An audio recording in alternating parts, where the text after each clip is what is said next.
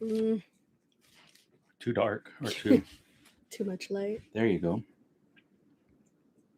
It's going to be that line between us, but...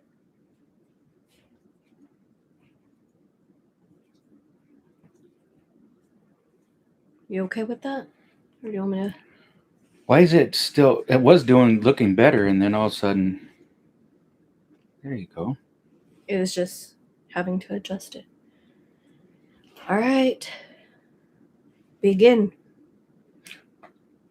Welcome to our live stream on Tim's Toy Cave. This is almost like a campfire chat. We're going to be... I don't even know that they can hear you.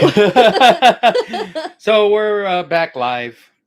Of course, Cindy put a knife to my throat and said, "You're doing this!" Oh my God. Oh my God. No. So we're here because Cindy said I promised. So She I'm did.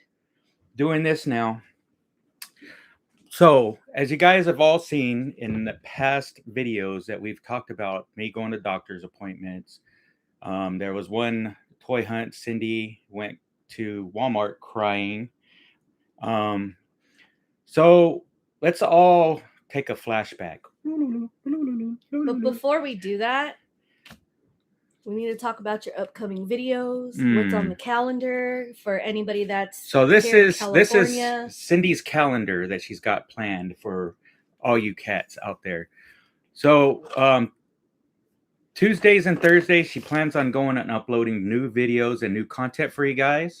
It's the plan. That's the plan, but plans always change. Yeah. The next thing that she's also going to be doing is interviewing the dogs. Interviewing. That's his introducing. Oh my God. I was gonna say I don't think they're gonna answer, right, Rex? We're gonna introduce you to our little fur babies, and then Cin's gonna show you what the giveaway is for us hitting the 25 subscriber marks. Keep a track on our YouTube. Sorry about that. Instagram.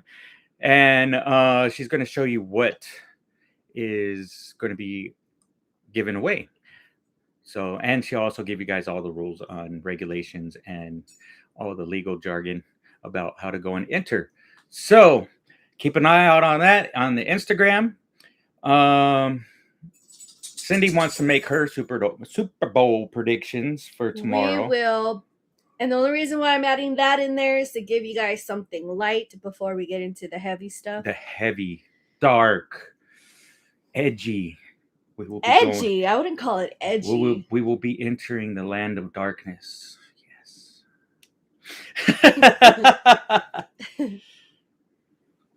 And then I don't know if you wanted to do that one. Yeah, we could do that. Do you even have it nearby? Okay. All right, so let's talk about if you are in Southern California or nearby here, a couple of the conventions that are going to be going on soon. So that way you guys can save your money for these. If you don't know, what was that? Oh, I got Sour Patch Kids stuff on me. For those of you that are around here, in April in Anaheim, we're going to have WonderCon. I thought we were going to have something in March, but... I thought you said it was the Long Beach. It's not. Oh, so you lied to me. It's not a lie. So anyways, in April, we're in the beginning of the month. It's going to be WonderCon. For those of you in the San Diego area, the weekend of the 23rd, they're going to have the San Diego Comic Fest, which is different from San Diego Comic Con. In May, here in Ontario, they are going to have Comic Revolution again. In May? Yeah, they're going to do it the weekend of the 21st. Oh, wow. I would go to that one because it's actually a really nice, smaller... It's an intimate type of yeah, there convention. You go. Intimate. That's the word I was looking for. Not too shabby. And they have pretty good people to signing autographs over there, yeah, too. They do. We also, at the end of the month, starting on the 26th of May, is Star Wars Celebration in Anaheim. Yep. That's probably going to be the last time it's going to be here for a while, because then it's going back to... I think London. London, I think. So every 4 years, they make their way back out here towards California. Mm-hmm. The same weekend as Star Wars Celebration, it's the Phoenix Comic Con. And that's in Arizona. Phoenix. Yeah. In June, the weekend of the 4th, there's Monsterpalooza, which and we will be go there. So you guys will be, if you cannot go, you will be there following us. Yeah. And then I'm hoping to at least get a 1-day ticket to the Star Wars Celebration.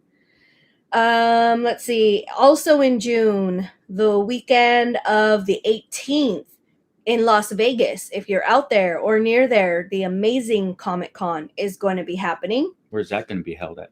Las Vegas. No, I mean where? Oh, the convention center. The Las Vegas Convention Center? Uh-huh. And then in August, oh, sorry, Rexy. Dang, kick him in the head. Oh, he's biting my foot.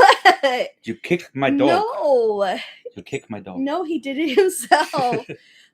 In August, the week of the 25th, also in Las Vegas, they're going to have the Star Trek Con. And in September, there's going to be 2 going on. One in Arizona is called the Tucson Comic Con. And one here in California, it's the Long Beach Comic Con, which I believe used to be the Stan Lee one. Because I know there were 2. That's the LA Comic Con. Are you sure? Yeah, it's what is that one called? And it had a little octopus thing for the logo. The Kamikaze. Kamikaze, there you go. So Stan Lee's Kamikaze. Those are what's up so far. As far as conventions are going, that we're hoping to at least hit up a few of those, like I said. And don't forget, Toy Fair was canceled. Oh, yeah. So keep an eye out for all the toy companies having their specials on their own private sites. Sideshow will have one, I believe. Mezco is coming up with a MezCon for their products. Just like last year. Yeah, pretty much just like last year during the whole COVID event. But yeah, ToyCon did cancel. So just keep an eye out for everything else being in their actual websites or their Instagrams or Facebook pages. Just keep aware of that. And you guys will be on the cutting edge of what's next in the toys throughout the year. Yeah, and we try really hard to, if you follow our Instagram, if you look for the little Gumby claymation that you see on our YouTube here, the Instagram is titled the exact same way, Tim's Toy Cave. Feel free to follow us on there. We do, while I'm at work, Tim likes to send me a bunch of, hey, these new toys are coming out. So when I don't have little tiny patients in my office, I will go ahead and post them up there. And if not, I usually try to wait until she gets home. I get home, and I'll post them up there. I figured that's easier to do than waiting on Tim to do his toy photography, because it's going to be a minute. Yeah. He's still getting things situated. Yeah. And I'm still waiting on Sin to finish getting her stuff situated so I could get my stuff situated. So we're trying. Yeah. And like Tim said at the beginning, Tuesdays and Thursdays, I finally have a schedule set between school and work and everything else that life is throwing at us right now, which sucks. So Tuesdays and Thursdays are when I'm going to be uploading new videos for the foreseeable future. Hopefully we have plenty of footage to give you guys. Uh-oh. Rona. No. The Omegatron. Oh, yeah. The Omegatron is taking over. So now we're going to quickly introduce you guys to our puppies. So when we mention T-Rex or Captain Rex, this is Tim's dog. This is my dog. We actually rescued him. He came to help me with my anxieties and my depression, which he's helped out a lot. Yeah, he's a rescue from the pound. He actually got abandoned. By where we live, there's a big wash, and his previous owners had him tied up to a pole in the middle of the wash at night in the cold with no water, no food. Where it's known that coyotes and out we here do have travel. we do have a lot of coyotes. I mean, that's why the college is called the Coyotes. Yeah. So he was left out there, and someone heard him crying, and they found him and they turned him into the pound, and we seen him and we picked him up, and now he's our little Captain Rex. Mm-hmm. He's such a good boy. He's by Tim's side when he walks. If he Say hi to the peoples. Say hi to the peoples. If he hears anything falling, or if Tim doesn't wake up by a certain time, he will bark and he will run downstairs to let me know if I'm home. He's been really good for Tim. So this is our Chihuahua mix. Well, Tim's Chihuahua. And he mix. actually looks a lot like my other Chihuahua I used to have. Oh, Papa. Huh, little Rex. Did I wake you up? Look at. Okay, and many of you already have seen my dog, Gemma, in some of our toy hunts where she's sitting in her little bougie carrier, her little Louis bag. I have to...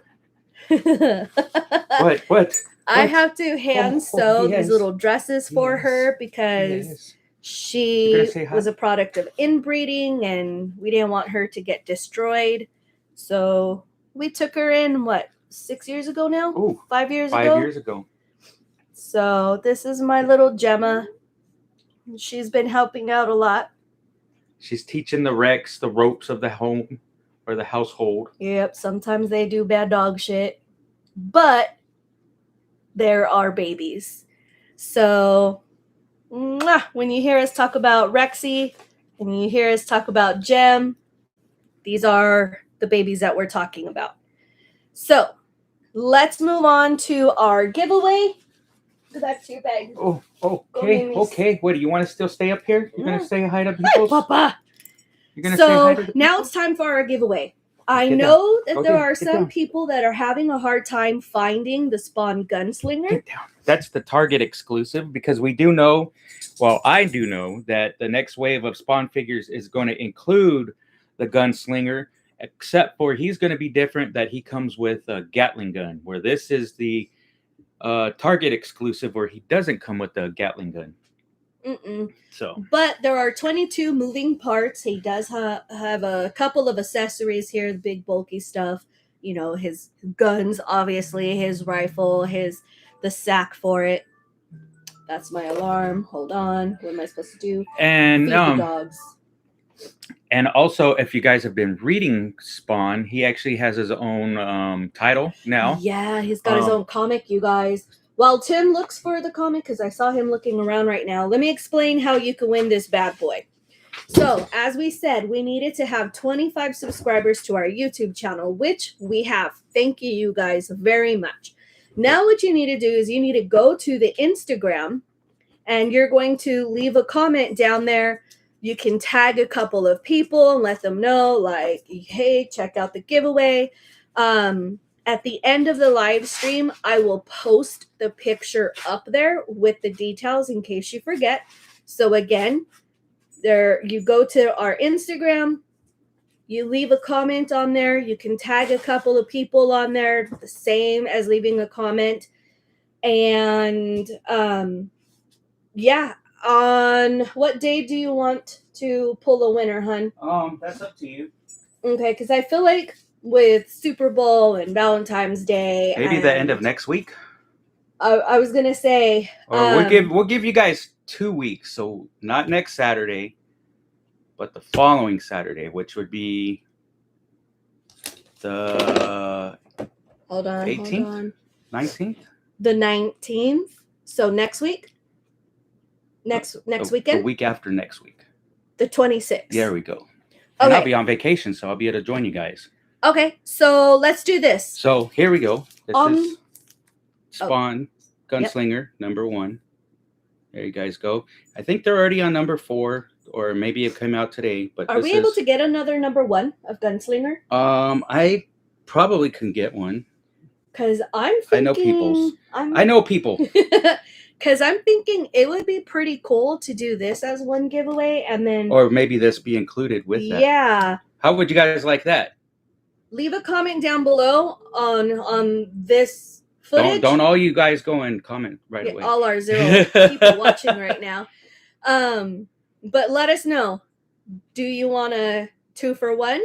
or do you want one as a giveaway and then this as the second giveaway? And don't forget these number ones, because we haven't had number one spawn since 1995. Tim's got the full run of that too. Somewhere down there. So we got a few number ones. There's Spawn Gunslinger, King Spawn. I can't even remember the other one. Spawn Universe. There's a few of them. There's four. There's this regular Spawn. There's 4 of them. 4 titles. So there you guys go. Okay. Yeah. A little run on what's going on with Spawn. We want to give you guys some time because we know a lot of you obviously aren't watching the video right now. There is multiple covers. This is another cover for number 1. So you guys let me know if that's what you want with the Gunslinger. I can get you guys a Gunslinger number 1 and what cover you guys would want with this. So just let us know, comment. Yep. So at the end of our live, we will go ahead and put at least the toy Gunslinger on our Instagram, and you guys will have until the 26th. We will message the winner. We'll probably announce it too, like a quick live on Instagram. You guys can see the little wheel spinning on here, see the name get pulled out. We'll contact you. You'll give us the shipping information. We'll pay for shipping. And that's it. Oh, everybody loves free shipping. And a free especially toy. Me. Okay, so before we get to the hardcore stuff. Oh, wait. Uh-oh. And as the subscriptions go up. Oh, yeah. The giveaways will go up. They'll get bigger. I want to say it like. So, I mean, yeah, we can do a big one right now, but I prefer something small since we're still small. And the more people you guys can go and help us out to subscribe, help us grow our channel, we can help you guys out and getting bigger, more expensive giveaways. Tim's got a few duplicates of what other people would consider their holy grails. So, and I have some that, I wouldn't mind just passing on to somebody else. Because I've had them for so long, it's time to let someone else have the enjoyment of them. Mm-hmm. And a lot of my figures have not really even been opened. No, still, as you can tell behind me. And even the ones that have been opened, more than likely, I want to say 99.999% of those toys, they will come with the original box. Yeah, I do have the boxes, and I do have the shells. And I do have a lot of Hot Toy figures that haven't even been opened yet. The only reason they have been open would be because I want to make sure that everything's in there and to make sure everything is not broken. Yeah. So I think remember that. Now that's got to go up on a higher. Yeah, those will be like maybe 1,000, 2,000 for a Hot Toy giveaway. I'm thinking what's another good number? Because I'm thinking we can do a Living Dead doll. Oh yeah, we have Living Dead dolls. We probably do a Nun or an Elvira, or we figure something out. We can figure something out because I do have some toys that are ready to move on to new homes. Yeah, and then who knows? We may give you the option of this one or this one, and then the winner will just choose one. There you go. And we will hang on to the other one for a little bit. There you go. So we have lots of stuff, and I'm thinking a Living Dead doll can go once we hit what, babe? 500. I'm gonna say about 500 subscribers. At 100 subscribers, I would like to give somebody. I don't know. What's another good one? Let us know down in the comments what you guys would like to see as a giveaway once we hit 50 subscribers and 100 subscribers. And then we'll see what we can do. Yeah, and literally could be anything. I do have comics also.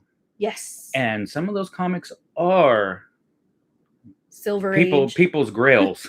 Because they were my grails. There's that $200 Spider-Man. Oh, geez. Yeah. So. And we can give that away. I really doubt that. I don't even know where it's at, but it's in here somewhere. It's in the box. Okay, so that's it for that. that's it for the commercials and the fun and Yeah. trying to pay the bills. Let's talk about Rogue Toys before we do the football. Oh, so shout out to Rogue Toys. We have gone to their shop and we do have footage. So you just go look back. I think it's our Vegas trip. Yep. I think the title was Hitting the Jackpot in Vegas. Yes, something like that. We went there and they were really nice. We filmed over there what they have. But during, was it last year? During COVID, they were having a trivia. And if you got a question right, you get a spin, and you were the first one to answer. You got to spin the wheel, and I was so good. And one of the prizes was Rogue credits, which would be like store credits. Store credits, and you get them up to so much, and you can go and use them, redeem them for toys or gift cards or what have you. Well, They do expire. Yeah, so Sin and I accumulated 600 and something before they had stopped. So because now they haven't done it in a while, and we wish you guys would.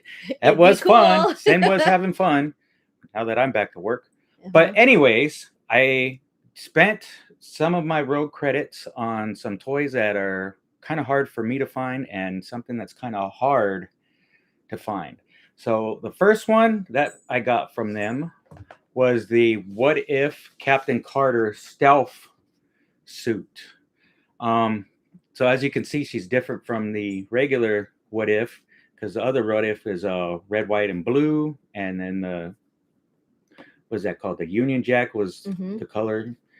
As this one is like Steve Rogers' suit that he wore in Winter Soldier, as he's, in the beginning when him and Black Widow are jumping to the ship. This is almost like the suit that he wore. So they had a variant copy of Captain Carter. I think it's a Target copy or a Target exclusive that we weren't able to find here. So Rogue Toys had one and I purchased it. So got that with my credit.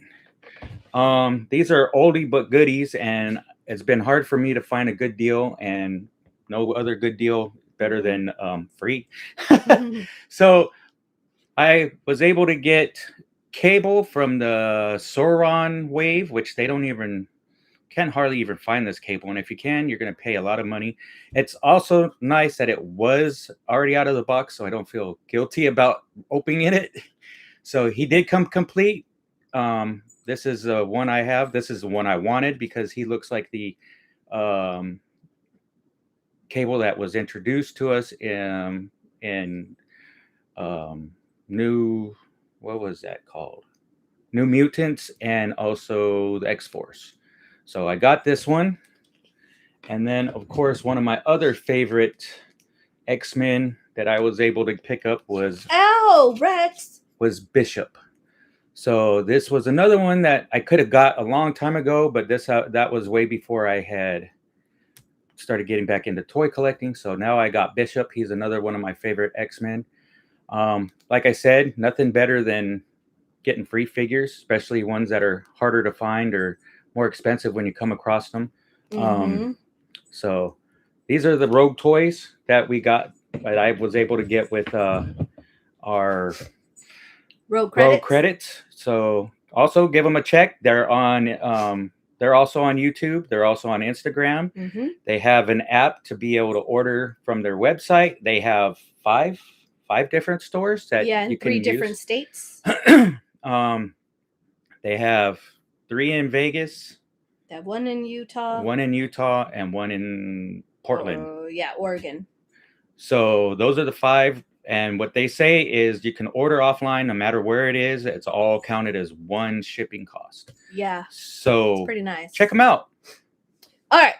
Now for Super Bowl. I know a lot of people probably don't care because I know my team didn't make it. I know his team didn't make it. So let us know down in the comments who you're going for. Tim, who are you going for and why? I'm going for the Rams or Bengals? I'm going for the Rams. Okay. I came across a picture of me when I was younger because As you guys will find out, I don't remember a lot of stuff. But I came across a picture of me when I was little wearing a Rams shirt, and this was back in like the early 80s, late 70s, like when I was maybe 1 years old or 2 years old. Before I was born. 1 or 2 years old. So I'm going for the Rams. Plus, they're a SoCal team. Yep. That's where we're from. You got to root for the SoCal team, unless they're the Raiders. Because they're no longer. But they're no longer California, so we don't have to rate. But then again, we did live in Vegas for like a decade. And I don't root for the Dodgers. Sorry. I do. It's Atlanta, baby, all the way. So, Sin, who are you predicting to go and win the Super Bowl? I am saying the Rams, only because California team. No specific reason. I'm glad that they showed up to the field this year, and had it been the Chargers, sorry Chargers, I would not have cheered. I'd have been Bengals all the way. I don't care what stadium they go to here, they suck. They play in the same stadium as the Rams. But yeah. Also, if you guys have noticed, last year's Super Bowl winners were also the hosting team of the Super Bowl, and they won. Here's another interesting fact. Did you know I think the statistics said the past 10 games, the team that won Super Bowl wore white jerseys. So what do you do when they both wear white? Go for the home team. Well, that's what I'm saying. Miracle. That's what I'm saying. They both have white jerseys. Yeah, but it's going to be the Rams. All right. Anyways, let's get down to the hard stuff. Tim's going to talk. He's going to say what he remembers. Yes, what I can remember. I did write it down for him, so that way, you know. So I can stay on track and do a perfect timeline, because my timelines will go. Woo! Because there were 2 incidences. Well, that, and I don't remember how everything went in consecutive timelines. Yeah, and we'll explain once I start talking why he said what he said. All right, so let's start with, we met in Vegas. We were 18. Oh, we're going to go that far back. Just really quickly. We were 18. We attended UNLV, the University of Nevada, Las Vegas.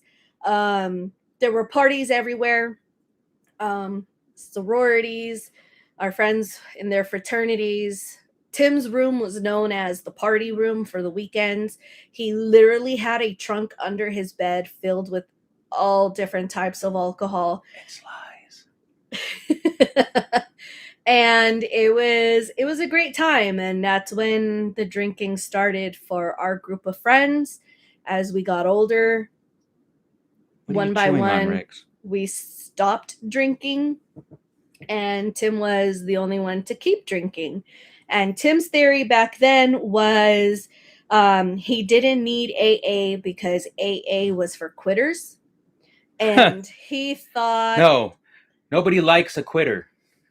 Anyway, same difference. If George Washington would have quit, we would have been under Britain's rule still. Oh, Lord. And let's see. His theory as well was he didn't have a drinking problem because he only drank all the beer on the weekends. And I'm not talking, 2 tall boys or a 6-pack. I'm talking, and he'll tell you, no, but I was split it with my friend. They would each have like a 36-pack. And yeah, he would bring one brand. I would drink whatever I can get my hands on. Except for wine. It was a lot. And tequila. And then eventually Tim learned how to make his own beer. And that was just way down the line. Yeah, but eventually. We've even won competition. We did, and we were in talks to actually have Tim be a guest brewer. I won't say the name of the brewery, but it is a coastal city. I'll tell you one thing. There was some celebrating going on that day. There was. It was a lot of fun. Of course, Tim put the name under my name. To get 2 entries in. So that way we can get 2 entries in. And it worked because I won first place. We won a medal. We got a mug out of it. And I filled that mug up with more beer. Yeah. And every brewer was coming out, filling up the mug, congratulating us and asking me questions. And I would say, you know what? My husband's here. He's the one that helped me, knowing darn well I didn't make the beer. I knew the name of the beer, but I don't drink all that much, so I didn't know a whole lot. And it was a good time. So that's the story of that. Tim will say he was not a heavy drinker. Obviously he was, and he was just in denial. So let's go ahead and start with the day of the very first incident. So after almost a month, I'm gonna get my tissues ready. almost a month to the day of us winning the competition, first place. Yeah. I ended up in the hospital, but before we go that way, it was a hot August evening, and I went to, where did we go? Oh, we didn't go anywhere. You were. I was at work. I was at work. I was home sleeping because I had to work in the morning. He works nights. Well, first of all, I was at my friend's house on a Sunday, which would have been August 6th. Mm-hmm. And the only beer he had was Michelob Ultras. So he's like, "Do you want a beer? I was like, "Nah, I don't really feel like drinking tonight." And he's like, "You sure? You sure?" And then, it just looks so good. I'm like, "Yeah, fine. Let me have one." So I have one. I have two. I have three. I have four. I have 10. And then literally, that's how it went down.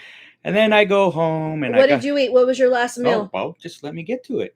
Okay, so remember, his last drink was a Michelob Ultra, not one of his beers, not a craft beer, because he was a craft snob, a beer snob. So I go to work the next day on a Monday, because that was a Sunday. It was a Monday. But I did stop drinking before midnight, because I was like, okay, I need to stop because I need to be able to wake up. So I stopped about 11:30, took off home, went to sleep. Well, before I went to sleep, I do my nightly ritual of going and popping some ibuprofens. Yeah. And it wasn't just what was recommended on the bottle either. I popped about three.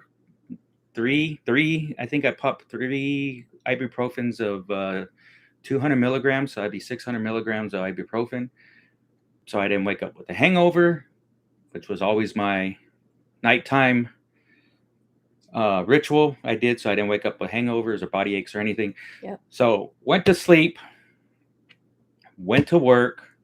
And when I was over there, one of my employees, the guy I call Dad, his name, to just say his name is Dad. That's his nickname because he acted like a dad to a lot of us. So he says, "Hey son, you don't look so good. You look kind of yellowy pale or something." He's like, "Are you fine?" I was like, "Oh yeah, I feel good. I was like, I had a couple of drinks last night, but yeah, I feel fine." So he's like, "Oh, okay." So I finished off that day of work. Went in Tuesday, finished that day of work. Lo and behold, that Wednesday was also, Tuesday. Tuesday was IPA day. So someone came over and brought over an IPA I have never had and I wanted to try.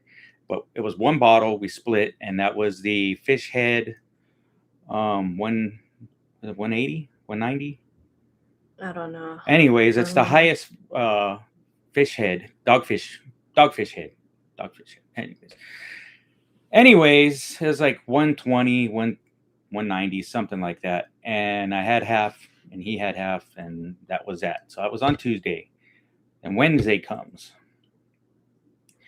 And then Thursday comes. Well, on Thursday night when I got off of work, I got off of work on Thursday night, I was hungry, so I went to In-N-Out. No, I think it was Wednesday night. Yeah, Thursday night. Anyways, I don't remember the day. Anyways, see, I'm trying to get my timeline correct.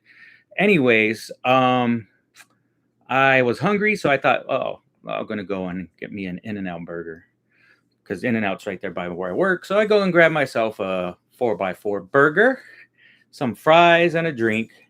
Eat those up at work. Then, I go home, go to sleep, and then Sin's. And mind you, every night he popped pills for the No, pain. I didn't. I was in the mornings for the pain. Either way. That was in the mornings for pain, so I could walk. Every single day for pain. So I get home and I think I go to sleep for a little bit, and I didn't really sleep because I was tossing and turning. And Sin was getting ready to go to work. And as she's getting ready to go work, she's asking me, "Are you okay? Are you okay?" And I was like, he didn't look right. I told her I just feel bloated, like I overate over at a what is it called? Buffet. Like I overate at a buffet. I just felt bloated like that. Buffet. But no. So so I felt like I was gonna throw up, and I kept telling myself, don't throw up, don't throw up, don't throw up. And then I was just like, you know what? Maybe I'll feel better when I throw up. Because I was just walking around, hoping it'd make me feel better. Got some water. I'm going. No, you're already driving to work. No, I was going downstairs and he was going upstairs. No. And he was telling me that he didn't feel good, blah, blah, blah. And so we said our goodbyes because I was on my way to work. So the vomit part, when he's telling himself, don't throw up, I'm actually parked outside of our garage at that moment. I hadn't even driven away yet. Well, you were starting to. I had started the car. I was warming up my Explorer, getting ready to go. And then I had just pulled out from the garage. And as that was happening, I'm in the bathroom. And I was like, you know what? Forget it. Let me just throw up and I'll feel better. So I go into the bathroom. That's our downstairs bathroom. And I go to throw up. But it wasn't food. And it wasn't like bile. Or it was blood. But it wasn't just blood. It was clots, like clots and clots and clots of blood. Yeah. Like literally, Cindy said it looked like I was throwing up my guts, like my organs. But she's like, how can your organs come out if they're outside of your stomach? But yeah, it was literally that whole scenario of, man, I was throwing up my guts. Well, that's what it looked like. And it was just so bad that downstairs bathroom, I tried to get it in one place and it just got everywhere. I mean, it was just coming on the ceiling, on the floorboards. It looked like a massacre. Looked like someone was murdered or committed suicide in the bathroom. Texas Chainsaw. That's what it looked like. And so I called Cinda up and said, hey, you might want to come back because I'm throwing up blood. And she's like, yeah, right. I was like, yeah, he was like so nonchalant about it. He's like, I'm just throwing up some blood right now. So you might want to come back. So she's like, yeah, right. I was like, well, come back and come and take a look. So she's on her way back. Yeah. And I'm still in the bathroom. Coming back around the neighborhood. So I'm still in the bathroom throwing up. And when Sin comes in, she's like, oh my God, because the blood was coming out from underneath the door. It was. Oh my God. It was coming up from under the door, and it went through the tiles, the grout. And I told her, call whoever. I don't remember who it was, but I gave her. She had my phone. She had my phone, and I said, look for this name, call this guy up, let him know what's going on. So she did that, and then after that, she's like, let's go to the hospital. I was like, no, I think I'm just going to go back to sleep. I think I'll be fine. Yeah. I'll be fine. I go on vacation in 1 more day. Well, yeah, today throwing up blood is so normal. I was like, I got work for 1 more day. I'll be fine. And then I go on vacation. Then I'll go to the hospital. No, we're going to the hospital. So I don't even think I changed. I think I was just wearing whatever I was wearing, and we just took off to the hospital. Yeah. And I told her, don't go to the ER. She's like, why not? I was like, cause it's going to cost too much. Let's just go to the urgent care. It's like, Tim, urgent care isn't even open right now. You need to go to the ER. You threw up blood. And he fought me the entire time. So I told her, we're going to the urgent care. Because mind you, my medical back in the day before that, it was good. It wasn't. It was expensive. Just for a doctor visit was $60 or $70. Well, that was yours. Yeah, that's what I'm saying. It just covered you. That's anyways. So she got in line for urgent care, and I went and sat there, and I'm just all of a sudden I just felt real weak and tired, and I was just like dozing off, and and so we go in. She checks us in. We go into the urgent care's waiting room, and they pull us in pretty fast. Yeah. And the ER doctor goes, so the urgent doctor had just got done doing a shift the night before over at the ER, and he's like, why didn't you just go to the ER? I literally just came from there. There was nobody there. And I gave Tim the dirtiest look, like, bitch. Oh, and I told the doctor, is this because it's going to be more expensive? It's cheaper if I come here. And he's like, are you stupid? He did. You're throwing up blood. You don't come to urgent care. You go to the ER. Yeah. And then he asked me, well, how have you been feeling this? Have you been feeling that? And I'm like, no. Checked his eyes for jaundice. And then he's like, well, have you had any bleeding in your blood in your stools? I'm like, no. And he's like, are you sure? I was like, yeah, I would know.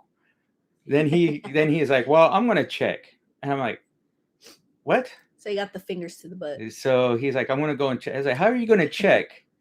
He's like, oh, I'm just stick my. I was like, oh my God, are you serious? And then he tries telling the doctor, can't you just have my wife do it? Her fingers are smaller. He's like, she's a nurse, she can do it. He's like, no, I need to do this. And while I'm in there, I might just check her prostate. No, I don't think so. He couldn't get to it, just so you know. Thank God. It hurt bad enough the first few centimeters. But he goes and says, you got blood in your stool. I'm like, that's funny because I didn't have none last night. He did. He's like, you must have, because this doesn't happen like overnight. Yeah, he did. So apparently he's had it for a while. So he sent me to the nurses to go and get me all prepped up and ready to go to the ER because he was pale and he was clammy. Like, the doctor kept looking at me like, is he okay? Are you sure he's okay? Let's see how he walks to this area so we can start doing some of the prep work. And Tim's going in and out of consciousness. We had to have a couple of male nurses come over to prop him up into the chair because he's like slumping over. They're asking him questions and he's like, yeah. And it wasn't even a yes or no question. It's, what's your name, sir? Yeah. And then in my head, and then I remember making jokes or whatever, and Sin says, we don't know what kind of language you were speaking. Like a stroke patient. But he wasn't having a stroke because they checked him for that as well because they were concerned.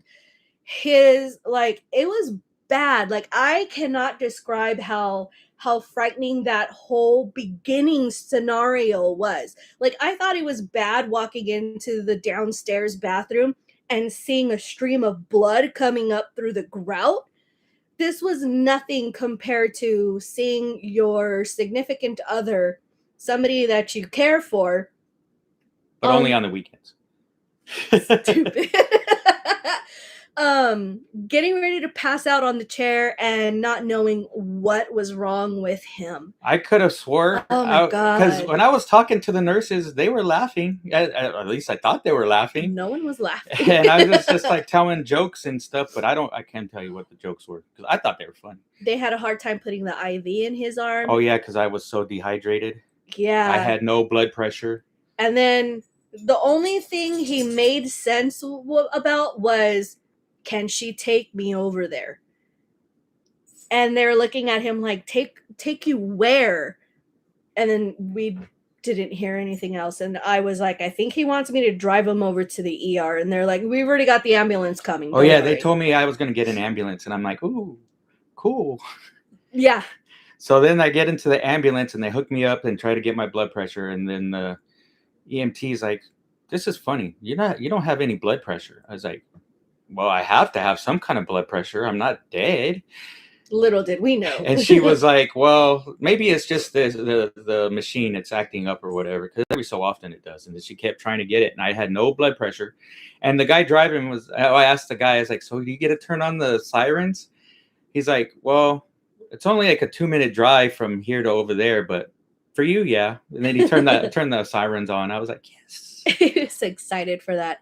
So then I get over to the ER. They wheel me in to the I guess the waiting room from the ambulance, and pretty much it starts going in and out now. Then I remember them starting to put me IVs in and pulling blood out, and I think I called somebody. I think I called Cindy up and told her, "Hey, I'm in a room now." And then that's the last thing I can remember, because I know there was more. Oh, there's a lot. But to me, that was just it was like that, and then I woke up. So literally, this is the in between. So as he's in the ambulance, right, going over there, I'm calling.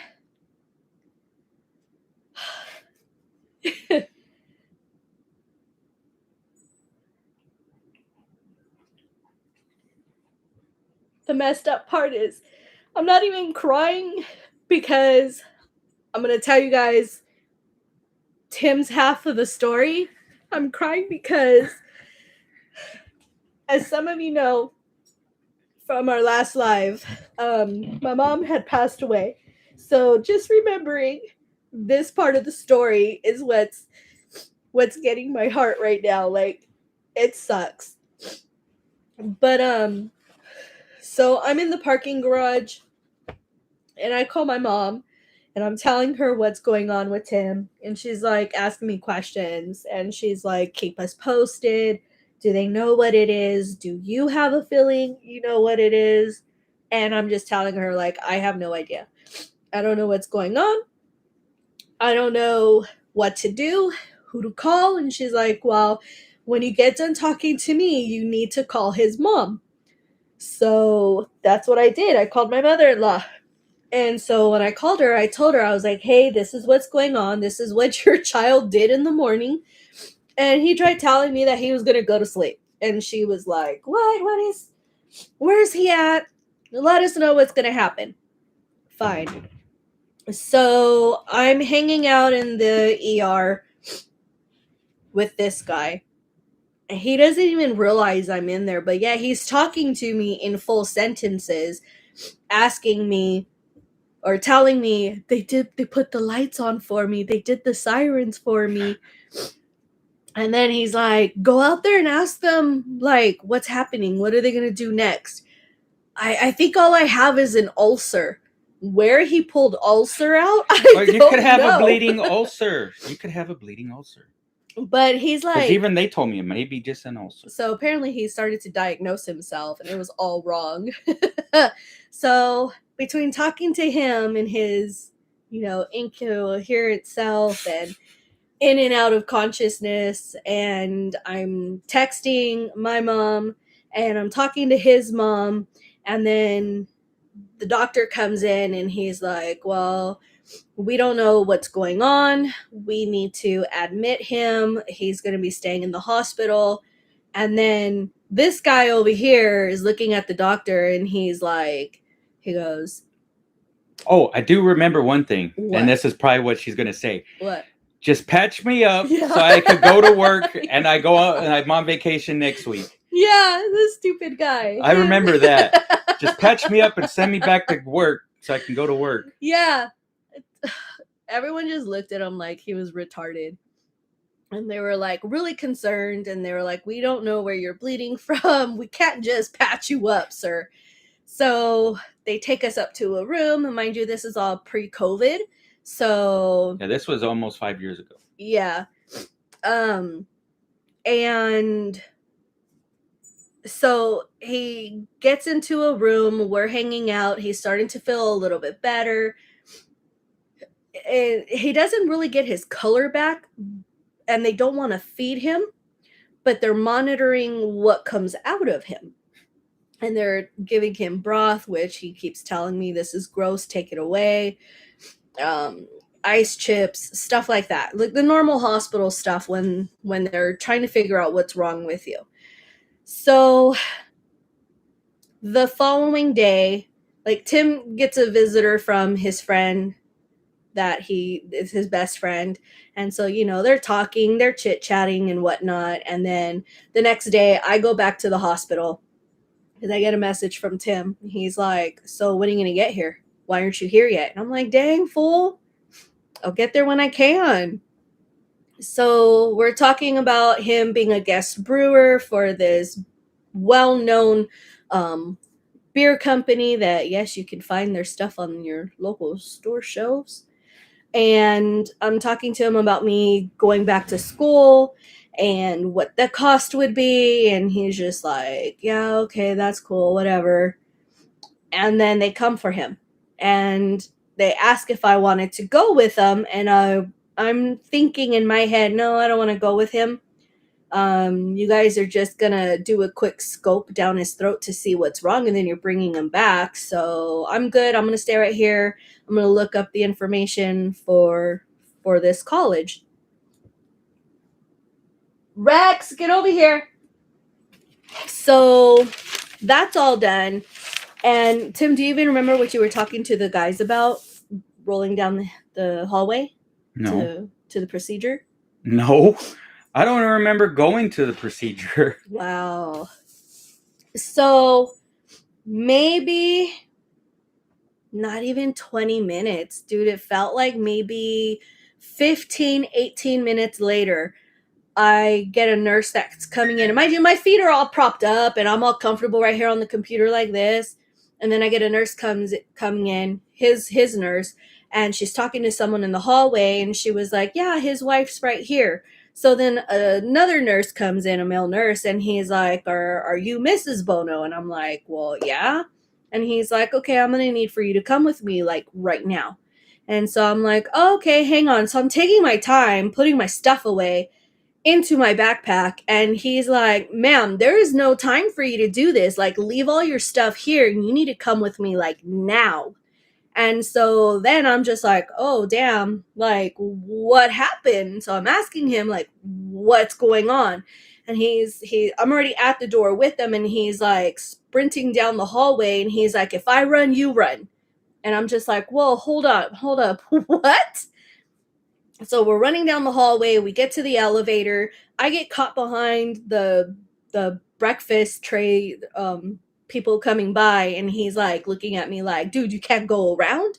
Like, do you not know how serious this is? Mind you, no one's telling me anything yet. So we get into the elevator. We get out of the elevator, and there he goes sprinting down the hallway again. I did not realize that he had taken me down to the ICU. And it wasn't until we got down to the end of the hallway and he's telling, which is now his liver doctor, who I was, and that they need, for them to come talk to me. And as I get to the end of the hallway, there's a nurse's station here. Here's other patients down here. And Tim's like dead end of the hallway in that corner. Literally room. Dead end. And I'm looking at the floor. There's blood on the floor. There's the mop in the bucket. Someone just got done cleaning up a area. I'm looking at his face. There's blood coming out. There's blood dripping from his bed. There's hospital gowns with blood on it in the trash can. You just see everybody's face look at me like they didn't know what to do or what to say. And so then as I'm staring at him going, oh shit, what is going on? The charge nurse is talking to me, and he's like, ma'am, did you hear what I said? And I'm like, whatever I need to sign, give me and I will sign it. But I need for you guys to save his life. So that's all the permission they needed. Mind you, when I was up in the room before they came to get me, we had kept hearing code blue, blah, blah, blah. And we're we were kind of messed up. We were like, damn, that sucks to be, Who was saying that? You and I, when you were in the room before they took you. Oh. Because we kept hearing Code Blue, and you're like, damn, that sucks. I don't remember that, but okay. So right before they came to get me, like seconds before they came to get me, I had heard Code Blue ICU. I didn't realize he was the goddamn Code Blue. So as I'm signing off the paperwork for them to do every single procedure under the sun on him, a crash cart comes running through. Well, the lady with the crash cart, and they're prepping it, and the doctor is telling the girl, like, keep the cart out here in this area. His heart is still beating, and we don't understand how, if he's got no more blood. He's lost, X amount of liters. And they're just like, holy cow. Like, they could not believe that his heart had not stopped yet because of the amount of blood he had lost. So, which was pretty much all of it. Yeah, I don't even think he had a full liter of blood left in his body. It was like maybe 2 pints. It was, I know you guys are probably thinking, especially like if you're in the medical field as well, like shit like that doesn't happen. Like, we know. Right here. Like, we know shit like that doesn't happen. Like, it shouldn't happen. But it did. And so after I signed the papers, they witnessed, the doctor comes and he's like, so you give us permission? I'm like, what are you doing talking to me? Like, go save him. So everybody regowns up and they're like, you need to get her out of here. And so they tell me to go down the hall. But before I go down the hall, they stuck my backpack with my phone in the room that he's dying in. So I'm like, well, with blood all over it. Yeah. Well, no, it wasn't all over the backpack. So I'm like, well, I need my backpack. I need my phone. And they're like, yeah, go ahead. So as I'm walking out, the nurse is like, how are you not crying? I was like, do I have an option? Like, I'm literally the only person here. I need to be able to pay attention to what you're telling me to save his life. So I go out to the hall and I start crying. Like, it was bad. Called my mom, called his mom, and I'm like, this is what's going on. Like, whatever you're doing, you need to stop doing what you're doing and get here now because your child is dying. So then my mom's asking me if I need for her and my dad to come fly out here. And I'm like, no, I should have said yes. Could have spent more time with my mom before she died, but I didn't.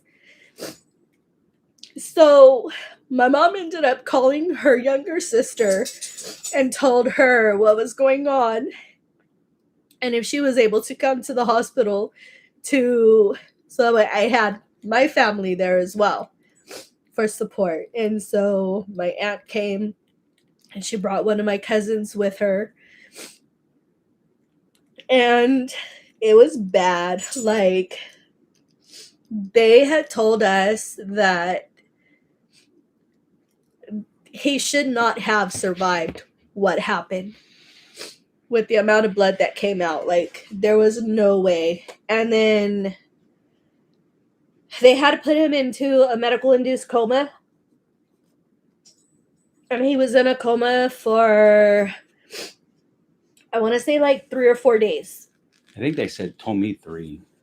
And maybe it was the second time you were in there for 4. Because the second time you were in there longer. We'll get to that later. Sneak preview. Yeah, we might get to it today. Who knows? But yeah, everything that happened to him, he should not have survived.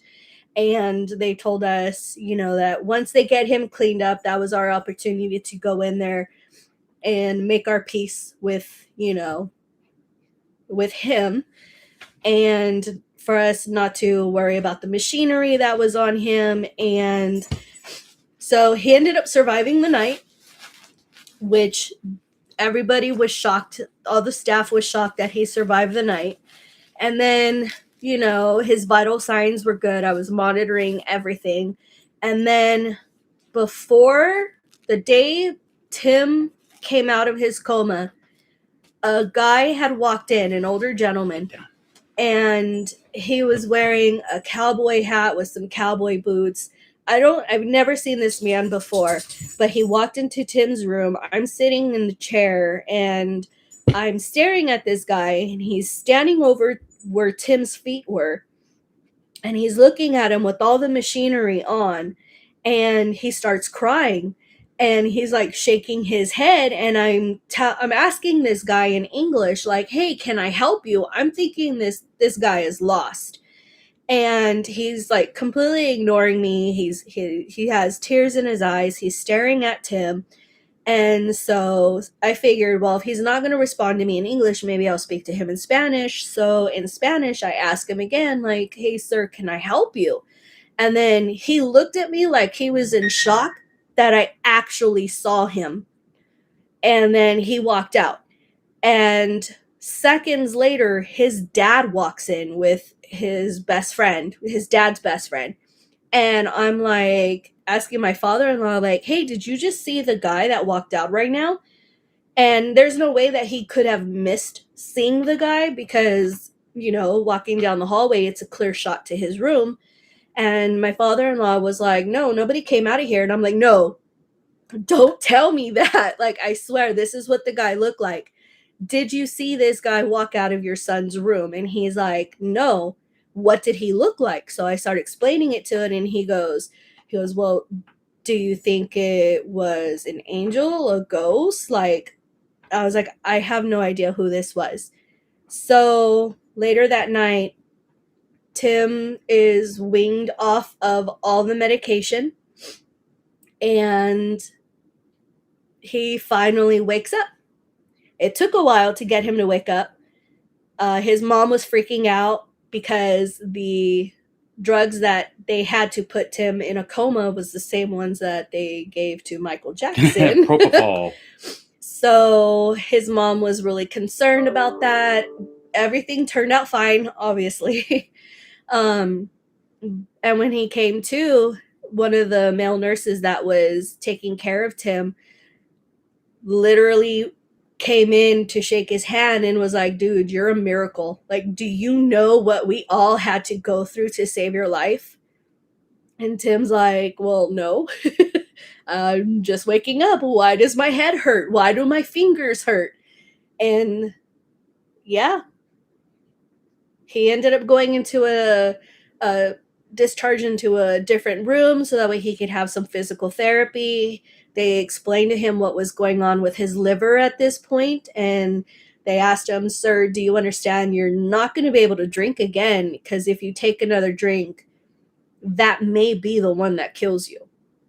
And then, of course, it's emotional. Tim's crying. We're all crying in the room, having to hear how bad his liver is.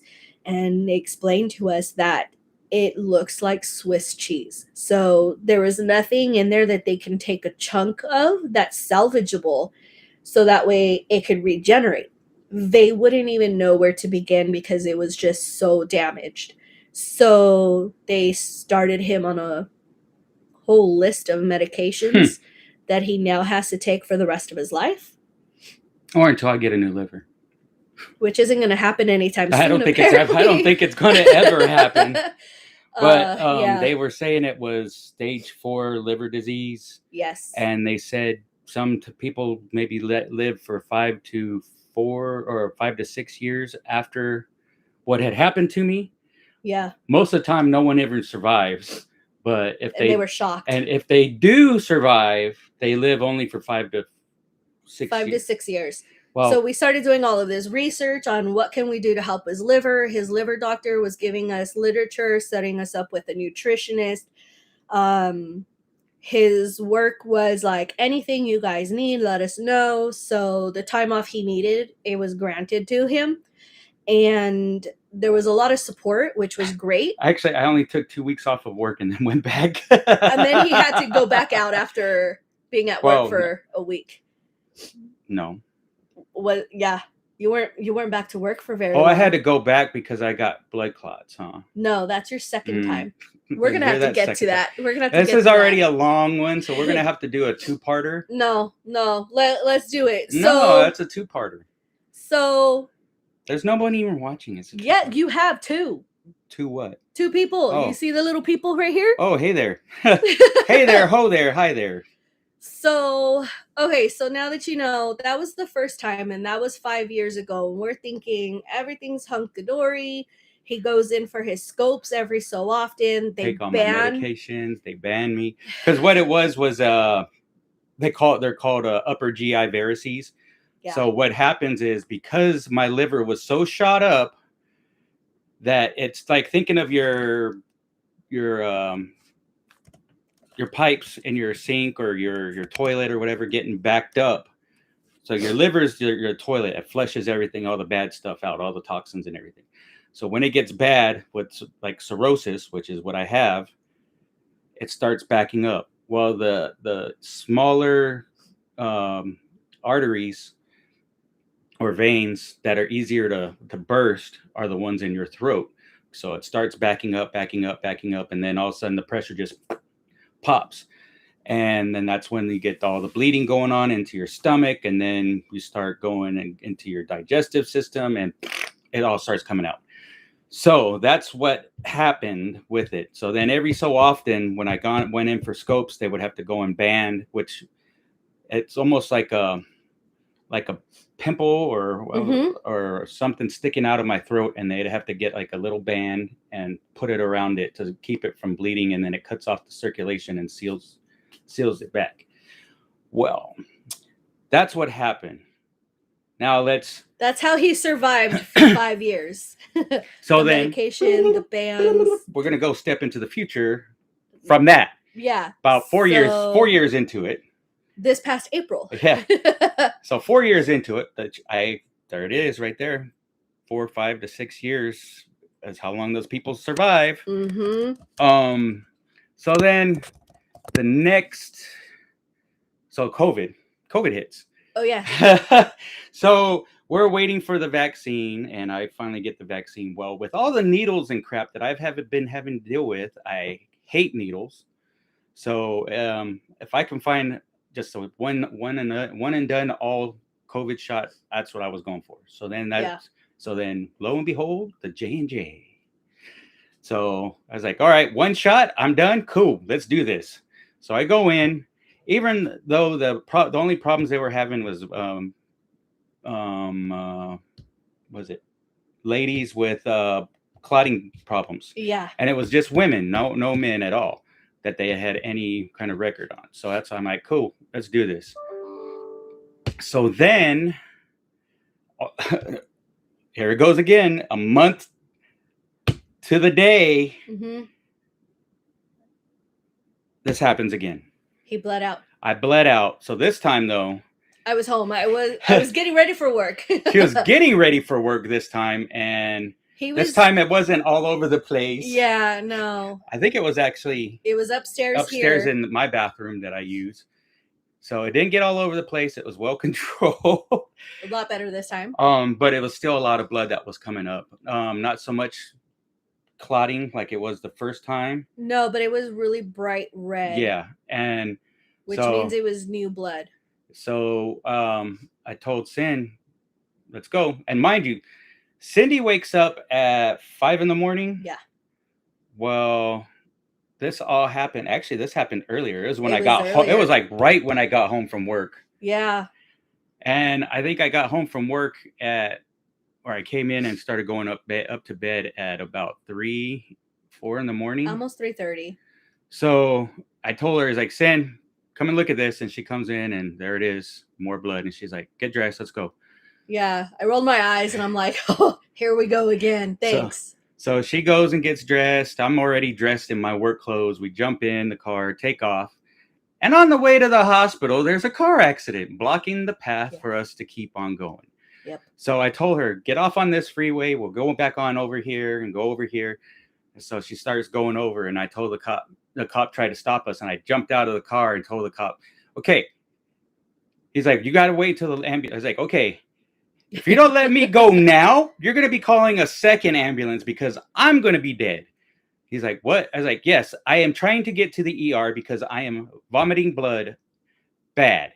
So let us pass and be calling another ambulance. Yeah, and you know what? I don't mind ambulance rides. I've been on them. Yeah, and then he's like, you can follow us if you want. Yeah. So then we finally get in, go, boom, boom, boom. Now this is where it gets weird for me. We get to the ER. Cindy drops me off at the front because of what, COVID? Mm-hmm. Well, so she drops me off. I go and check myself in, and they're not getting me in right away like they did last time. And so I started feeling really nauseous again. So I went to the bathroom in the ER and I threw up some more. So I walk over to the nurse's station. I was like, hey, just to let you know, I threw up some more blood and you might want to get someone in there to clean it up because it got all over the place. And she's like, are you serious? I was like, yeah, go ahead and look. So all of a sudden, boom, they start rushing me in.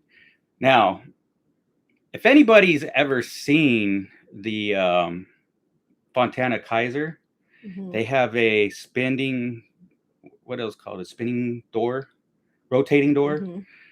And what I imagine, what I remember happened in my head, because I remember two different versions. I remember walking through there and I had all the doctors and nurses standing right there waiting for me as I came through the door.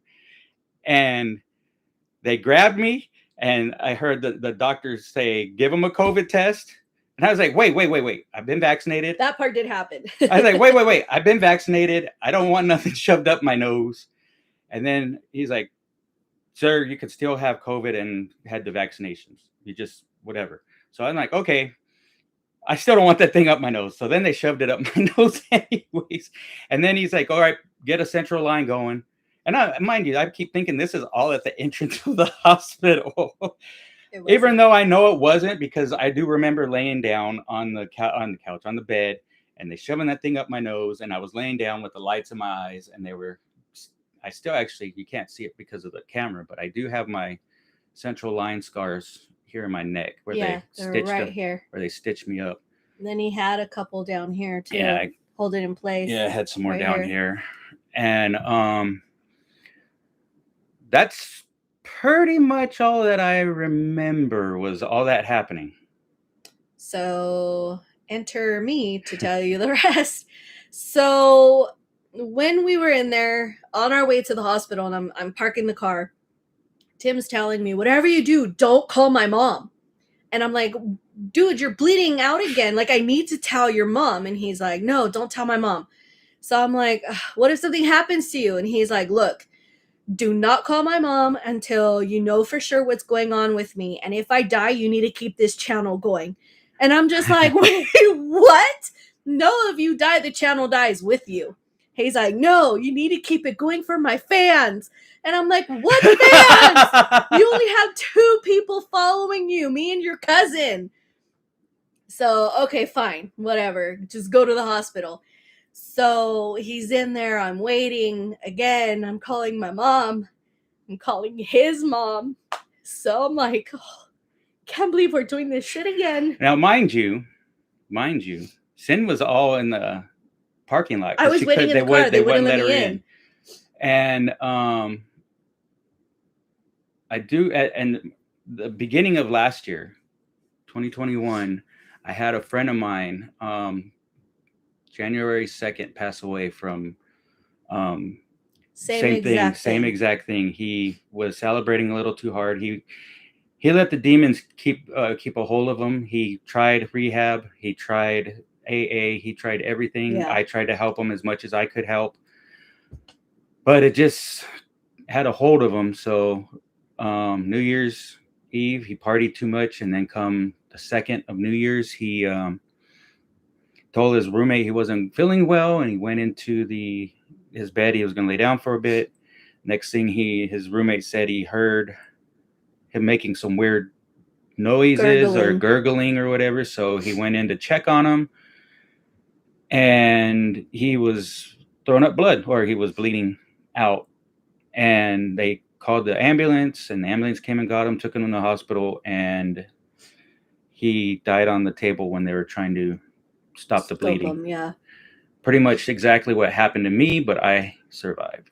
So Tim's having these flashbacks. Yeah, then I start having these flashbacks, and I guess at first I told Sin, don't, at first on our way over there, if they're going to stick a ventilator in me, don't let them do it. I don't like that shit. I didn't like it. They have to do it. How else are they going to save your life, Tim? I told them, I don't want it. I don't want it. I don't want it. Obviously, I didn't listen. So I made them stick it in. So I guess Cindy said I sent her a text telling her not to let me die. I don't want to die like Chuck. Yeah. I don't remember that because I was pretty much just like, this is it. I'm Proof done. is in the text message. I got receipts. I was like, I'm done. Whatever. So after he sent me that text, I'm calling my mom. I'm calling his mom. And then I get a phone call from the hospital, and they're like, Mrs. Bono, we need for you to come into the ER. We need you like right now. Where are you? And I'm like, well, you idiots wouldn't let me in, so that's why you can't find me out there. And they're like, okay, well, come in like right now. So I go in there. I already knew in my gut what they were going to tell me, so I had already started to cry. And the ER doctor came in and he introduced himself to me. And he's like, as soon as I read Tim's chart, I realized who his liver doctor was. So his doctor is actually my best friend. So I called him, and, this is what we've done and what we need to do still. So I'm like, whoa, hold on. I need for you to back up and explain what happened. So they're like, okay, if you have family, you need to call them now. He's got a 20% chance that he's going to survive this. And they explained that they could not band any more inside his throat. Because of all the scarring. There was a lot of scarring, and there was just swelling everywhere, and they couldn't find the bleed.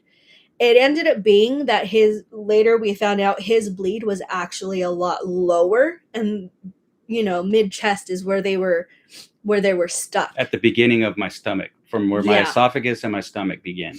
Yeah, so they explain everything to me. I'm bawling my eyes out, and they're like, what do you need for us to do? And I'm like, what papers do I need to sign? Because this kid just got done telling me, don't let me die. So here we go again, signing off all the papers. They have me go in there to say my goodbyes to him. She had to call everybody so they can come and say, because I was not supposed to live. Walking in to see the machines and the bag pumping out all the blood was not okay. I don't know what was worse. Walking in the first time, seeing him in the ICU room, bleeding out all over the floor, hearing that his heart hadn't stopped yet, so they can't use the crash cart on him, or hearing they can't stop the bleed.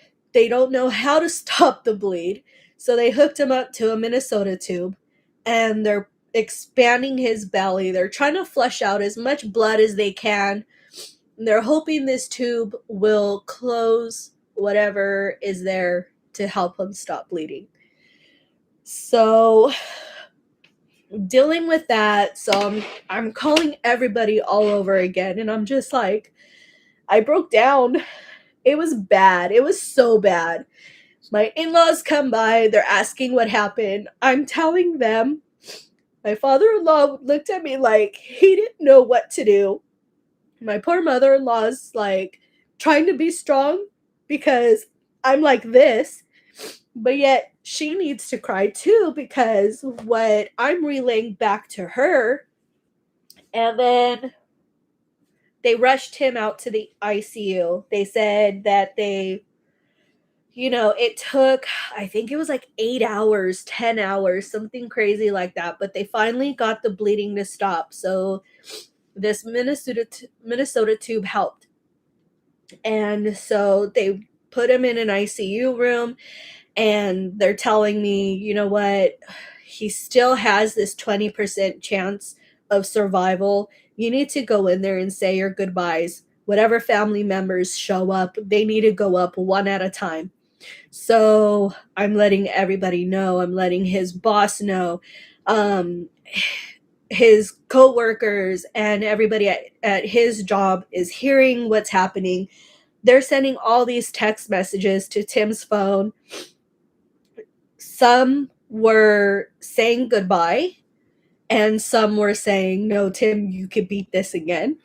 So to this day, he still has all those text messages. So if any of his people at work are watching this later or even now, he still has it to this day. Um, so everybody goes home. Not everybody had the chance to say goodbye to him, which really sucked because, visiting hours had ended. And so the next day, I'm rushing over to the hospital because when I was in the room with Tim, the doctors had come in and they had explained to me that if he survived the night, which they were not planning on him doing that, but if he had survived the night, they needed me to answer the phone early in the morning to sign off on another procedure done to his liver. And it was a shunt. So they were going to rewire all of his blood to go Reroute. What did I say? Rewire. They were going to reroute all of his blood from my throat, straight to my heart. So it goes from my liver straight to my heart. And they weren't sure if they were going to find a viable vein because they were struggling to look through the scans to find anything, and they thought that they had a good option. So they said that they would go through with it if he survived the night, but that the odds of that happening were still really low that he would even survive the procedure because they couldn't find a good healthy vein in the liver, and they weren't sure how his body and his heart were going to react to him finally getting a rush of blood, because apparently he's been without blood for like a while. And I don't need blood to live. Apparently not. So again, just like the first time, they're explaining all of this to me, and they're like, his body's been deprived of oxygen, of blood, of this and that, and we're not sure brain function. They're not saying, brain dead, but they weren't sure how much damage was going to be done. I would have been brain damaged. So then when my dad over says, "What are you, brain damaged?" Beck, yeah.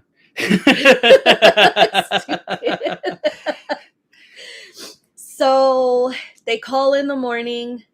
I give them the approval to do this procedure. And they said, if everything goes well, we should call you in a couple of hours. If not, we'll still call you and let you know what happened. So an hour goes by, 2 hours goes by.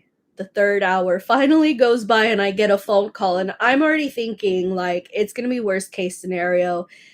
I'm prepared. I think I was talking to your sister at the time, or she had just left or something, and I was hanging out in the parking lot, the parking structure. Oh, eating your Wendy's? You know what? Shut your face.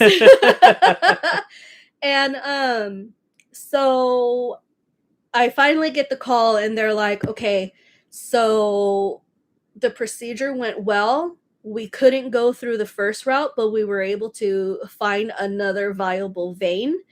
And believe it or not, his heart's pumping normal. All vitals are clear. And, they're just going through his stats with me. And I'm just like, oh my God, how is this kid able to do it twice? And they were just as shocked as I was. And so when he goes back up to the ICU, obviously he's still in induced coma. It really sucks. He's got friends and family coming by to check up on him, to talk to him, and to find out updates on him. And meanwhile, I didn't know until my mother-in-law was calling me that there was another liver doctor coming by yelling at him once he woke up. I'm getting ahead. Hold on. Yeah, you are. So finally Tim's starting to wake up. His best friend is in the hospital room with me. And the attending comes by to check on Tim, and he's like, "Oh, Mr. Bono, can you open your eyes? Can you keep your eyes open?" And this poor kid he's doing it, but obviously he's not doing it for the length of time that this guy wants. But every time he has to open his eyes are open, and they stay open for a good while. And then this guy decides, oh, he's not ready to respond back. Oh Lord. So hold on, Tim's not tech savvy. Yeah, I'm not. Green to lean. Hello. Welcome to the channel. Okay. So now that Tim's starting to wake up, the doctor walks away and he's like, "I'll come back and check up later, blah blah blah." Tim's awake. And so his respiratory therapist, his RT, and his RN are noticing this. The RT is getting a little bit upset and asking, where's the attending? Why is he not here to give me the all clear to take all the tubes out? The RN is trying to locate this doctor, and he's like, "Oh, well, I just got done seeing the patient an hour ago and he wasn't ready." So I'm hearing this on the phone, and so being in the medical field, I'm like, you should know that patients' vitals change literally from second to second. Why are you not here? So, they're asking me to calm down, and I'm like, I'm not going to calm down. You calm down. You come and do this. Mind you, my best friend was in there too. Yeah, his best friend's in the room, and he's letting me go do my thing. And he was just telling, I guess from what he told me, he's just like, hey, calm down, just telling relax. him, not me, telling him, Yeah. Because Tim's getting worked up hearing me yelling at people. And then the POS attending finally decides to show up after Tim codes himself. Yeah, because my friend said, "Hey, I don't think that's right." And it he was said me that noticed. His eyes were rolling back. The back of his head, and I'm like, yeah. So his best friend was saying something to the RT. I was saying something to the RT like, that should not be happening. So then they have to lower the bed. They have to bring out this bag to help him breathe. Yeah. And it was a mess. And then the attending decides to come in and ask the dumbest question, and his best friend like blocked my way into the hall to go and hit the doctor, because the doctor's like, "Oh, well, what happened here? He wasn't ready to come off the tubes an hour ago." So we got Tim out of the tubes. Tim was a little upset with me for saving his life again, and kept telling me, "Why'd you do that? I told you not to." And I'm like, "No, your text says don't let me die." And then I showed him his cell phone. No, I didn't say don't let me die. I said I don't want to die tonight. Not like this. Okay, but you didn't specify. So guess what? I didn't let you die. You didn't die that night. Not like that. Not like that. So this liver doctor, gastroenterologist, I never see her until our last day.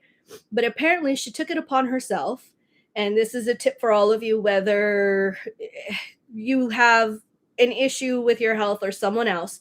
If you don't feel like you're getting the best care, in other words, if you don't feel that you are being heard, demand for a charge nurse or a patient advocate. Because and I asked for this doctor to be removed from his service as well. So what happened was, and that attending was removed off as well. What ended up happening is this lady felt comfortable enough to berate and belittle him about drinking, and was doing this in front of whoever was in the room with him. I got that on my phone. But yeah. She was it was my dad and my best friend, and she came in and said, "Okay, so you need to stop drinking starting today." And I was like, "What are you talking about?" I was still all drugged up, and yeah. I mean, you could hear it in the video on my phone. But I know I said that I hadn't drank in 4 4 years. Now I'm coming up on 5. And yeah, so she kept telling me I was drinking, and I kept, no. And then she looked at my dad and she's like, just because your dad's here don't mean you have to lie. And my dad looked at her like, what? You're telling me my son's lying to me? And so it just went on from there. And I even told her it should be in my chart that my sobriety date is August 7th, 2017. See, look at, I even know. I want to go and have it tattooed on here so no one can go and deny me. So, yeah, so that's what she was talking about that doctor. Yeah.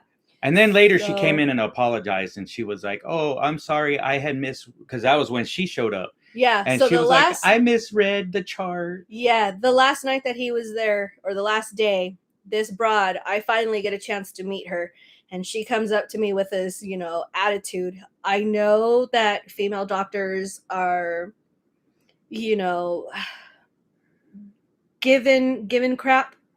Some of them are not respected, especially when they are not white or male. And I know that she probably had a chip on her shoulder because she was Middle Eastern. But I did not appreciate, and I even told her, I was like, I don't appreciate your attitude. You're coming at me wrong. And we need to fix this problem. And I asked her, so I need for you to go to his chart and read to me, because I just got done reading his chart online, and I'm going to use a polite word, I'm not a dummy. And there is nowhere in there in his blood work that shows where you're saying, oh, his blood work shows that he's been drinking again. I was like, I'm going to need for you to show that to me. And so she could not find it. She goes back to the computer after she, tries to argue a little bit more with me. And I'm like, no, you're going to do this because I want to see where in these notes, read it out loud. She read it out loud and she apologized because she misread and had to go back in and clear her notes because she was trying to rewrite Tim's history. Mm-hmm. I write my own history. Damn right. No one's going to kill me when I'm not ready. So, yeah. So now Tim's got a whole bunch of health issues. He's got more meds that he has to take. He does have some memory issues.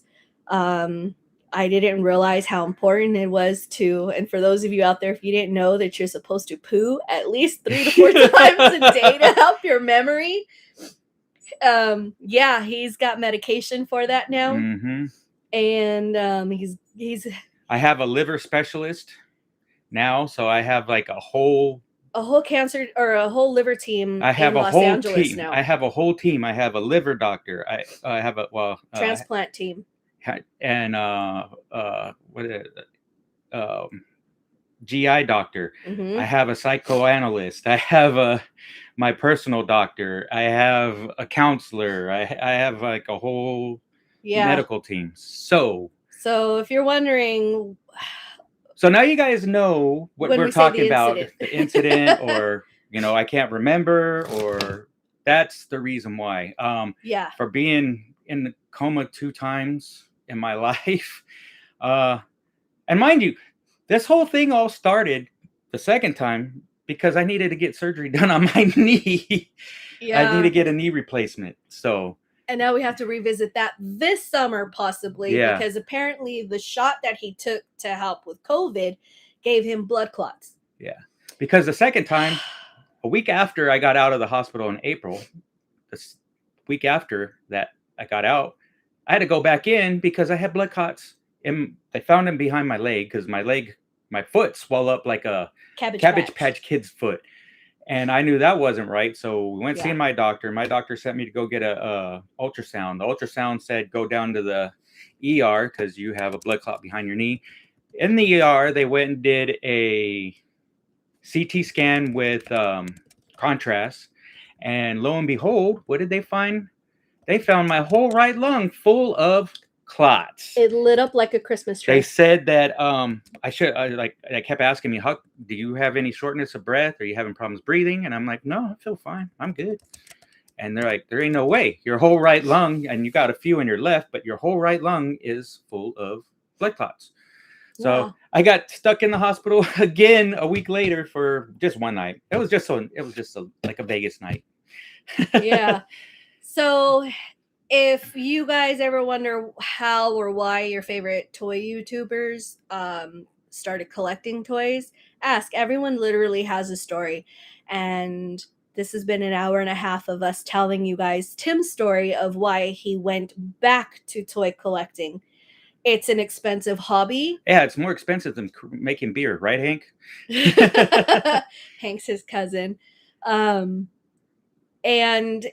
I fully support this habit as opposed to the making alcohol one, even though he was starting to get the recognition for him and his cousin making the beer. They were becoming known. People were asking them to join their brew clubs and just it was pretty good stuff. So we do want to thank you guys for joining us. Sorry that it's been long, but it has been a long journey for me so far. And it's not over yet. It's not over yet because I got another appointment coming up with my liver specialist to find out what they're going to do. So if there are any questions you guys have, go ahead and shoot them out. We're here for at least another 10 minutes because I got to go somewhere. Got to go back to my building to drop off some keys. So Green Talene would like to ask you what led to your hospitalization. I had mentioned, because I thought they were talking about the first time. So I said, alcohol and aspirin abuse. But he's asking if he didn't drink for 4 years, what was the second time? So the second time they were saying was probably caused by the Johnson & Johnson shot, because the Johnson & Johnson shot is known to go and cause blood clots. And with the blood clots, having his liver issue. Yeah, and with my blood having problems with filtering through my liver, it created blood clots inside of my liver, which started to back up and going into my esophagus and creating the varices, as it happened in the first few times, or the first time, and then throughout them having to check on it, and it burst a new varices that they never had seen before. And that's where I started bleeding from, was between my esophagus and to where my stomach begins. So that's how that second time happened. So once you have liver disease, you will always have it.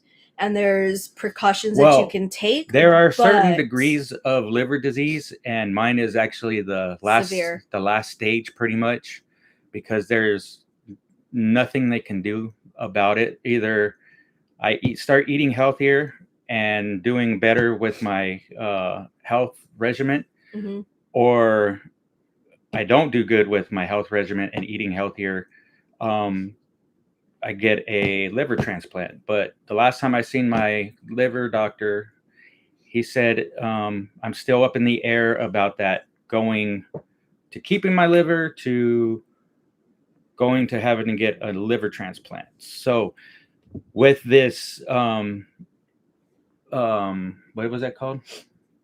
The thing they did from the Minnesota tube? No, what they did for my heart and my vein. Oh, the shunt. Yeah, with the shunt, that was like the last step for me.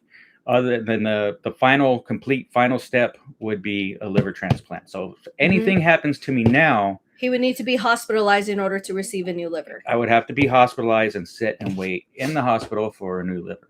Yeah. So hopefully that answers your question. Yeah. And then while we have people on here, at the beginning, we had mentioned that if you follow our channel, you can follow our Instagram as well. Same exact name. If you look for the claymation, for the picture, it's on there as well.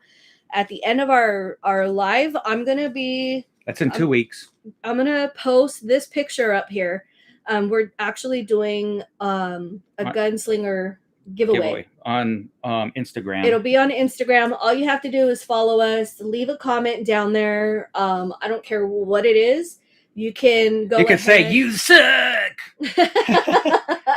Or you can tag a couple of people. Or you can even ask me, how's the poop going? I don't know.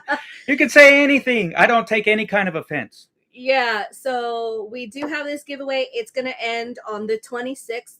We'll probably do a live on the Instagram. We're still wondering if we're going to put this together. So we need to know your guys' input if we should put Gunslinger Spawn, comic #1, with the Target exclusive Spawn. Let us know. And I can include it. Yeah, so look for this. We said we would do this once we got 25 people on here. And then what else? Once we hit 50, I'm gonna pull something off of Tim's shelf and we'll give that away. As she looks in the back. Yeah. But as we were saying earlier, as our channel grows, the giveaways will get a lot better. I think I don't think they're bad, even at the low level we're at. But I mean, why am I going to give something big to, when we started this whole thing, we only had like 2 subscribers. So. Yeah. So, and then we'll do a Living Dead doll giveaway. At 1,000, we'll do a sideshow. Something that's worth having 1,000 hot toy. Yeah. Something. Maybe it's a combo of things. Yeah, could be. Or we'll pull 2 items and we'll say the winner pick one. Or maybe it'll be a mystery box, but it will be something good. Yeah. We can give you guys like a little hint or a clue. Yeah. We'll do something creative. I don't know. We'll figure something out. But but we're thinking ahead of ourselves for 1,000 people. Yeah. But we got to at least let them know. Like, no, we got to get at least 100 right now, 50 to 100. We have to let them know. No. Stop. Things may change. Hey, you have a question here. Are you allowed to eat pineapple?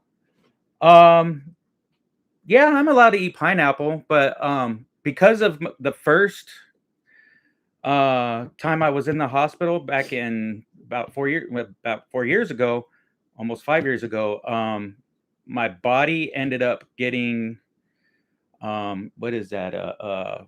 Very strained and what's the word I'm looking for? I just can't think of the word right now, as you can see in my memory. But I actually became diabetic. I have high blood pressure. I have so those are kind of pills that I have. I do have clotting issues now. I am anemic. So there it is. That's the word I was thinking of. Because of the trauma from the first time I had been in the hospital, it caused a lot of stuff. But yes, I can eat pineapples. I just can't eat so much of them because it's high in sugar. But I do eat a lot of berries, strawberries, blackberries, raspberries, blueberries. He's told to lay off the pineapples right now because more of the second time because of the damage to his liver. But the first time it was like literally free reign. And then they told me that I have to eat more greens. Yeah. So more like spinach, kale, green beans. So more greens in my diet. Yeah. So they find pineapple to be somewhat miraculous, which it is because there's so much stuff to it. Yeah, I did poop a lot. Bananas. I did poop a lot when I was eating the Yeah, but because of the sugar that's in it, and now that he's diabetic, they did tell him that he can have it, just not as much as he had before. Yeah. So he would have it every single day with his lunch. 3 pineapple spears, like the big ones from Sam's Club, and now he's got to lay back low a little bit. So we alternate his fruits and veggies right now. Yeah, I know the greens do that, but I don't eat that many greens. I mean, it's not like big abundance. They're all portion controlled. He met with a nutritionist. We were told what he can and can't have and what combinations. Yeah, how many ounces of this and how many ounces of that. It was traumatizing for me. Yeah, because she has to go and follow the diet too. That's why it was traumatizing. And they told me to lay off the beef. Yeah. Don't look at me like that. I mean, someone's What's that? They ate a whole pineapple a day for 90 days and saw tremendous benefits. Oh, wow. Yeah, I check my blood sugar levels every day. They told me that my new norm is actually going to, because of my liver having problems filtering out so much of the toxins, my blood sugar level is now going to roughly be about 230 to 250 is going to be my new norm because of the filtration of my liver. Yeah. So, yeah.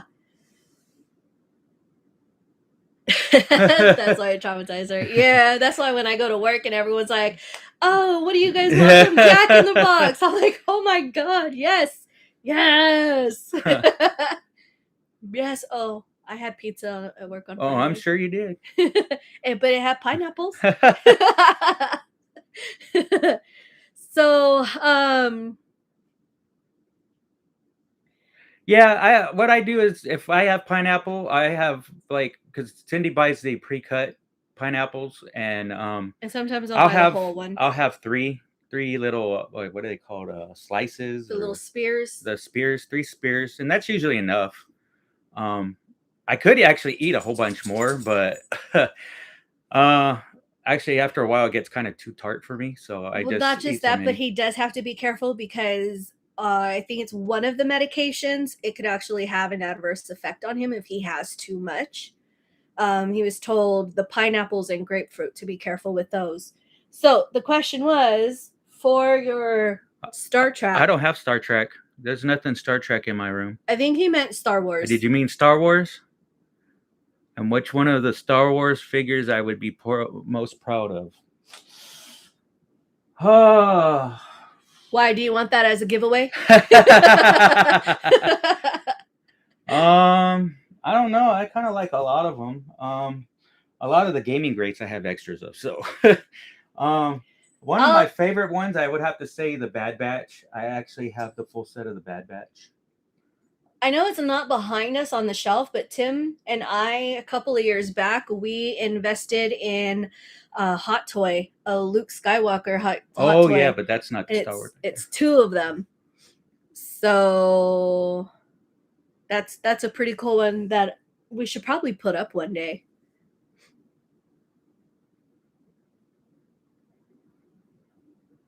Yeah, that I love grapefruit, and that's one thing I actually had to quit eating was the grapefruit because that's one thing they told me never to ever eat. I do have lemon in my tea because I don't drink sodas no more. I drink tea or I drink water.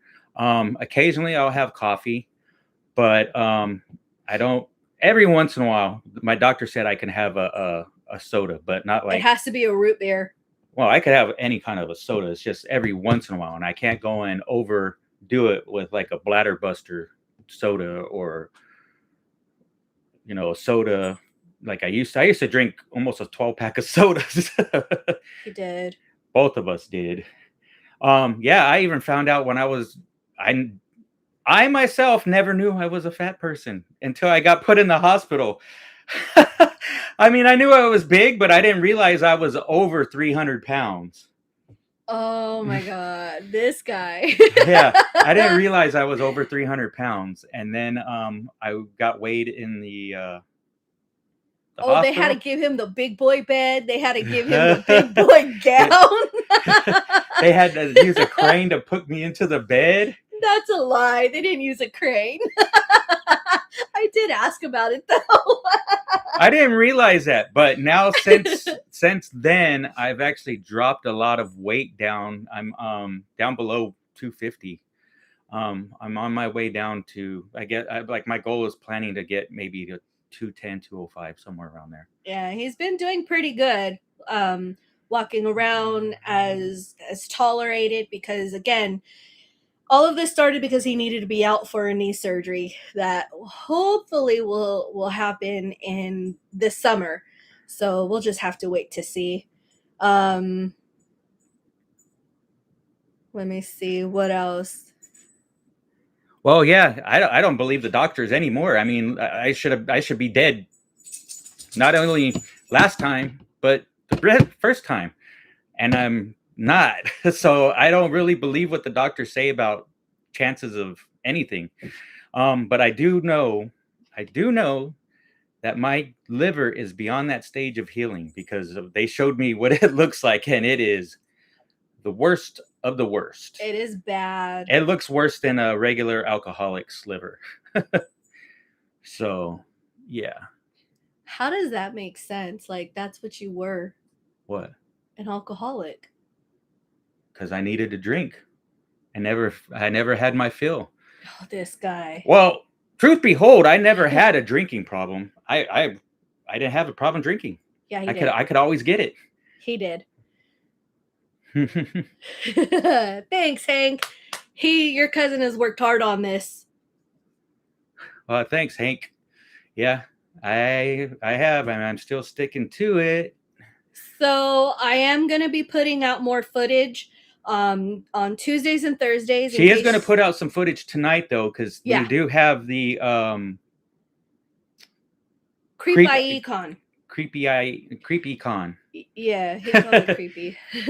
So I have that. We have that some footage. Toy hunts. We did a toy hunt today, so she's going to put some of those. They're not too long. Well, yeah. the con one might be, but it's actually interesting. You guys got to check it out. It's actually pretty cool. The next convention we're going to is, God willing, we'll be going to WonderCon in April, the first week of April. Hopefully we can get a hotel room. Yeah. Because that was actually pretty nice. I highly suggest that if you guys ever go to those toy conventions or any type of convention. And it's pretty cool because you're able to like go take your naps, go drop off your stuff. Actually, my wife was my enabler. That's because she was my enabler. She didn't just put up with me, but she was my enabler. When I needed more beer, she would be the one to go and get it for me. That's because you would tell me that if I didn't go do it, you were going to go drive and get it. And you would. So when are we going to Vegas? When do you and Hank have time? Let me know. Because I know Tim's itching for it. I need to get to one of the places that we actually met over at CreepyCon. I got to get to shout out to you guys. Nightmare Toys. Yeah, Nightmare Toys. Nightmare Toys. We got to hit that place up. And actually, I wasn't that bad as an alcoholic either. I was actually pretty fun to be around. Yeah. I would say some pretty stupid, funny things. Stupid, funny, not stupid. Well, irritating. it was funny when you were on his level. If you were sober, you would look at him like, really? Hank and Rosa, let us know if you guys want to come with us in April to San Diego. Hank, you guys bring the baby too. Oh no, that's COVID. She don't need to get COVID. True. Okay, well, either way, Tim wants to check out the San Diego Comic Fest. And then for Vegas, we can do a day or a weekend or something. Just to like go we chill. Did last time. Yeah. Other than that, Tim's probably going to want to go there in June for like a day or two. So green light or green 2 lean, are you like some kind of person in the medical or like a fitness trainer or something? Dietitian? It seems like you know a lot about the fruits and veggies and stuff. And medication. Yeah. Side effects. So, now that you guys are in on the, I don't want to call it a joke because this isn't a joke, but when we do our videos and we reference the incident, now you guys will know this is the incident that we're talking about. There's the incident before Tim, this happened to him. And that got me to quit drinking. Yeah. Now, the thing is people say that, oh, well, you had to quit drinking. No, I didn't have to quit drinking. My friend Chuck had the same diagnosis. Yeah. And he didn't stop drinking. He had to quit. He should have quit, but he never did. He tried. But see, that's the difference is I did quit, and I'm coming up on my sober year of 5 in August. Yep. So we have to celebrate that. We're going to celebrate that one, and everybody that are our followers will be invited by live, either Instagram or Oh yeah, holistic healing. That's one thing I've actually been looking into. Mm-hmm. I'm ordering a book that tells about all the healing properties of all the plants, and actually, it's also the weeds that will grow in your front yard that you can use to eat and help heal you. I can't think of Yeah. the book offhand right now, but I am getting that book. So yeah, I am looking into doing that kind of studying. Mm-hmm. And Cindy don't think I read other than comic books. If it don't come in a little bubble, little word bubbles, then it does. Then I don't read it. But yes, I do read. It takes me a long time, but I do read. And then eventually we're gonna set up our greenhouse and whatnot in And then I'm going to our show yard. Cindy how to keep plants alive instead of killing them. I just have to remember to um water them. Oh yeah, definitely dandelions. Yep, I've heard of that. You got to eat the actually, you can boil it down and put it in some tea, just like hibiscus. I do drink a lot of green tea to help purify, to filter out any extra stuff that I have through my kidneys. Um, and believe me, it makes you pee. I drank. I think because I was really bad with a lot of salt one time, and I drank green tea for the whole day. Just kept making cup after cup after cup, and the next day, I pretty much just stayed in the bathroom peeing. That's enough pee now. Ew. Yeah, little Rex pee. So, you guys, I really hope that you enjoyed this really long story time. Mm-hmm. That is our everyday life. We're in California, but my family is actually from Texas. Actually, we just came back from Texas this past weekend. Well, which part of Texas? You must be from. Yeah, we do live in California. We were just in Texas. We were having my mom's funeral. So which part of Texas are you from? my family's from North Texas, Denton County. Okay, Oh, there you go. Yeah. About an hour away. I actually, when I was younger, my dad's company transferred him over to Texas and my little sister, she was born in Midland, and then we moved to Lubbock. So we lived in Lubbock and Midland for a little while. Yeah, we were there for the ice and the snow. Tim was all freaking out that it's we were cold. Gonna... It was cold. If there's snow, it's cold. It was nice. I'm born and raised California. I'm a California boy. We don't deal with snow very good. Anything below, and I'm saying this, anything below 70, it's too cold for me. That's sweater weather. Sweater weather. Cut it out.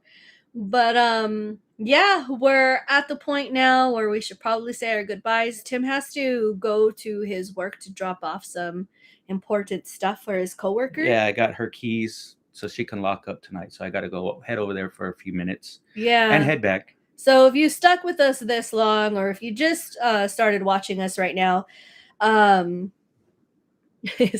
plus. I like the cold. Make sure you guys subscribe to our little channel. We've been around for a minute. We've been around for almost 2 years now.